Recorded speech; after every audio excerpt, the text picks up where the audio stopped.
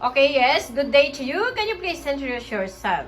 Hello, ma'am and sir. Good day. My name is Jovi Mandagi. I'm 27 years old. I live in Milali, Laak, Philippines.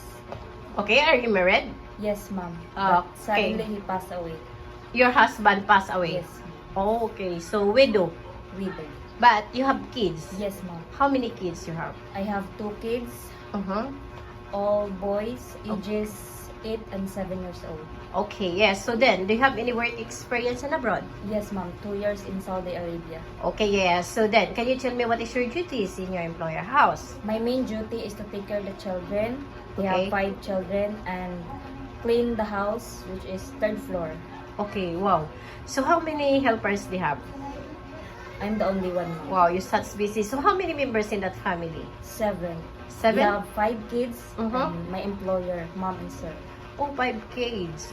How old are they, the kids? The kids, 2 months old, 5 Mhm. years old, 10 years old, 15 years old, and 20 years old. Okay, so a big family already. Yes. Wow, you're such busy. Okay, so your main duties is to taking care a newborn, right? Yes, ma'am.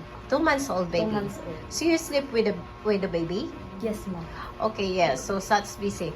Okay, yes. So then, can you tell me how the way you taking care the newborn? Yes, ma'am. How the way you taking care the newborn? Newborn. Yes, the newborn is, of course, is very sensitive. So you have to really pay attention every Yes, now ma'am. and then. 24/7. 24/7, so you sleep with the newborn, Yes, huh? ma'am. Okay, so, for example, if the baby is crying and crying, so what will you do?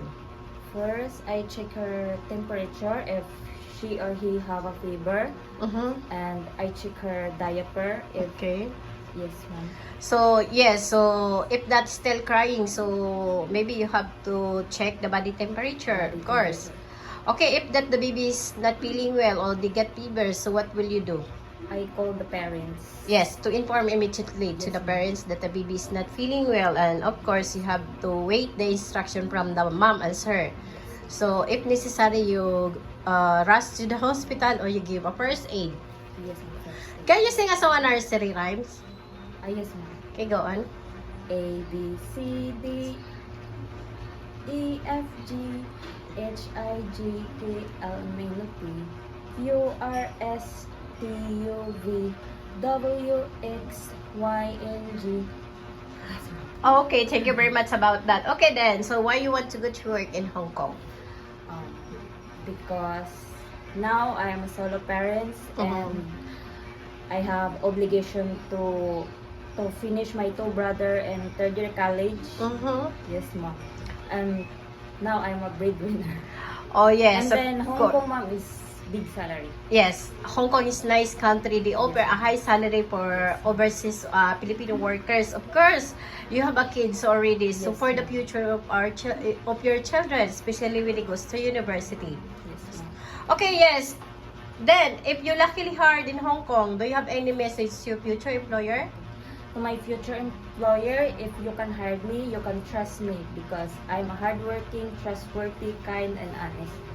Yes, and to promise that you finish your 2 years contract Yes, or more. I promise to finish my contract.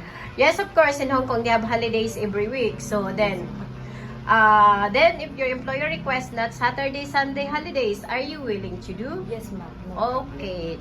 Of course, are you willing that no holidays? Yes, ma'am.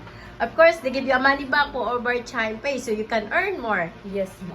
And to promise that you cannot ask salary advance from your employer. I promise. Okay, and to promise that you cannot involve any bank finance Yes, in Hong Kong.